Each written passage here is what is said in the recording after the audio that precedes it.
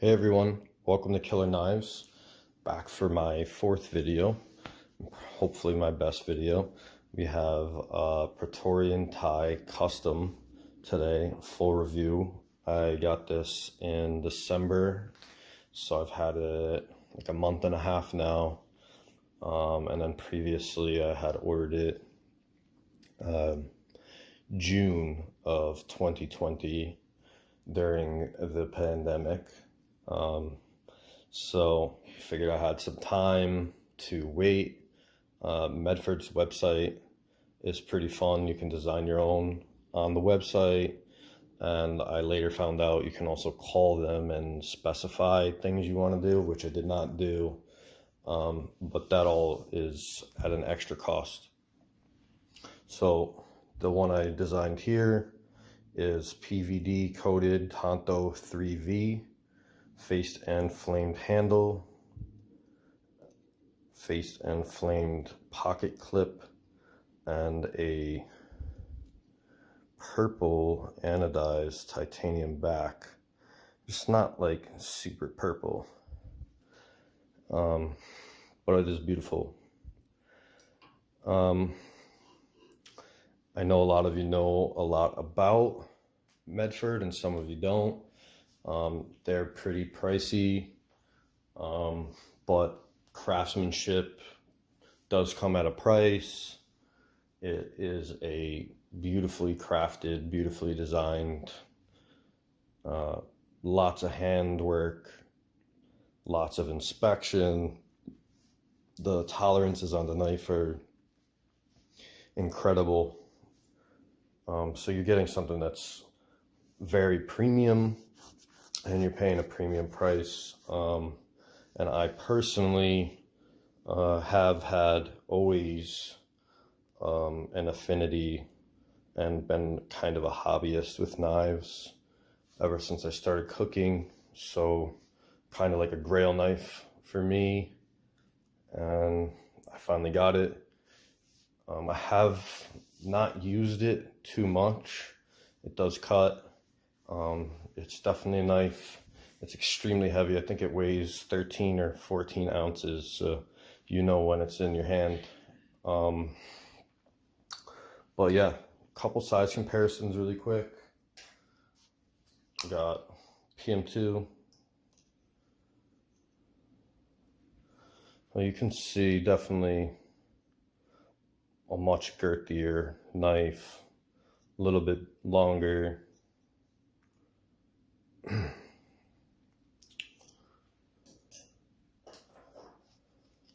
8020 by Demco. Definitely one of my favorite knives. These two knives right now are definitely up there on my favorites list, and I'll be doing a video of my favorite knives that I have currently coming up soon.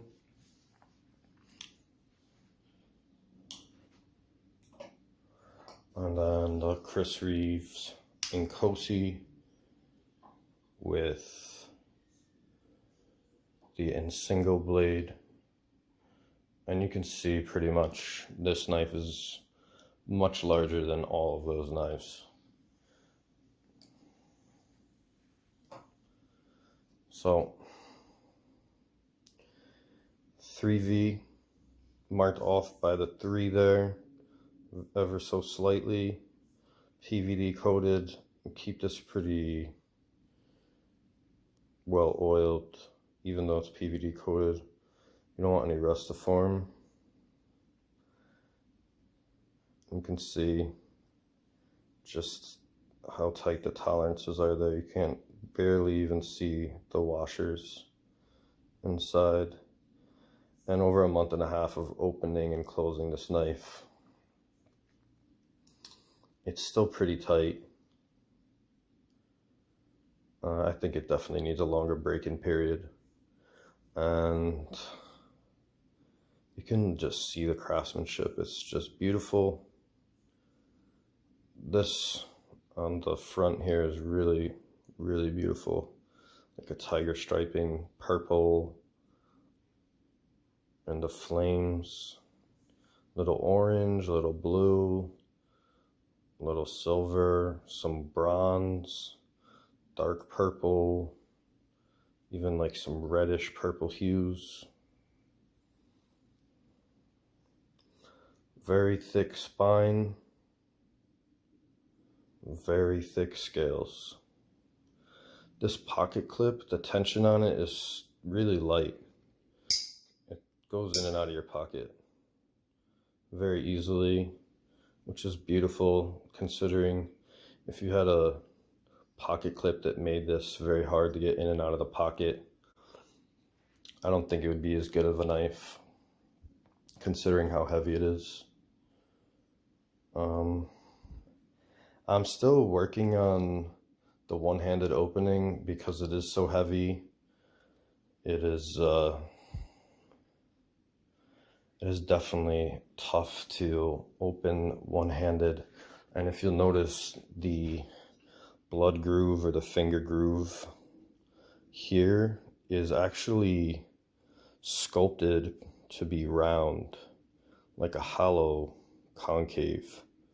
So there's not a sharp edge here like I mentioned on the Strider AR 3/4, and it's pretty rounded here. There's definitely a little edge, but when you go to pop it, your finger can roll over this. I guess maybe depending on how big your hands are, it could be harder or easier, whether or not your hand is big or small.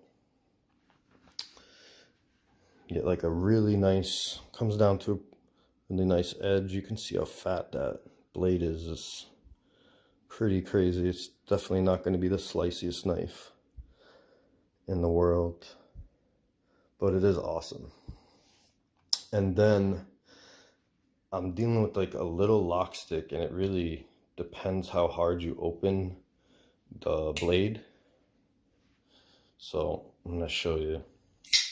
You pop it open one-handed, the lock is starting to slide over more, and because it's titanium on 3V and they don't put a stainless steel insert in their frame locks, it sticks. You can hear that. So I'm hoping that goes away at some point. You can spidey flick.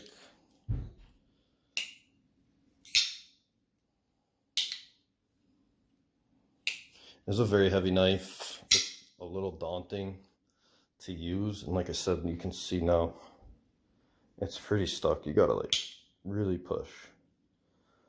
A lot of people will say that that's ridiculous or unacceptable for something so expensive. I'm kind of on board with that. I feel like for the amount of money paid for this knife, it should have a stainless steel insert at the lock bar or something. Maybe file it down a little farther so it doesn't go as deep.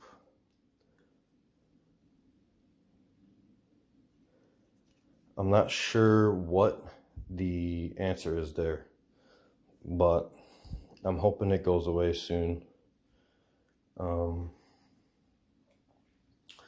This is a perfect example of a frame lock.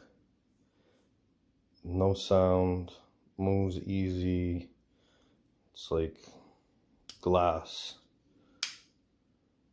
And you can see just there's no stick whatsoever on that. Here,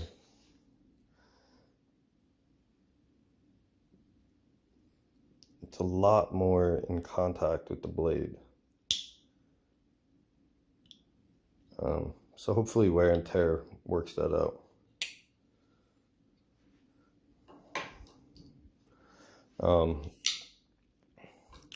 Overall though, I'd give this knife a 9 out of 10, which is kind of unfortunate considering the price tag. This one being a little over $1,300. you would expect just ultimate perfection. Some of you would expect it to start your car in the morning and open and close doors for you, but it is a piece of artwork. It's beautifully crafted. I don't know how practical it is to use as an EDC. I haven't used it as an EDC. I've been using the Strider, which is just like damn near perfect as far as carrying and using. And I do carry this occasionally. It's just a little too beefy. And yeah, I mean, practicality on this is, I would say, very low. It's heavy, it's thick, and I think that's kind of like what it's all about, is the kind of the impracticality is what makes it what it is. I believe these are 1/4 inch, a little over 1/4 inch thick blade stock, which is huge. And the handle material, titanium, is close to 1/5 of an inch each. So almost an inch thick, this knife, like 3/4 of an inch thick in your hand. It's beefy. Yeah, so after a month and a half, I give it a 9 out of 10. If the lock stick goes away, I can understand the break-in period, but if the lock stick doesn't go away, it's really unfortunate. I might not want to send that back to Medford just for that. Maybe I called him on the phone and figured it out. But anyways, thanks for joining. I will be doing another video, like I said, of my top 5 favorite knives right now, coming up shortly in about a week. And this was the Medford Praetorian Ti custom review. And please subscribe. And I'll see you guys soon. Thanks for joining.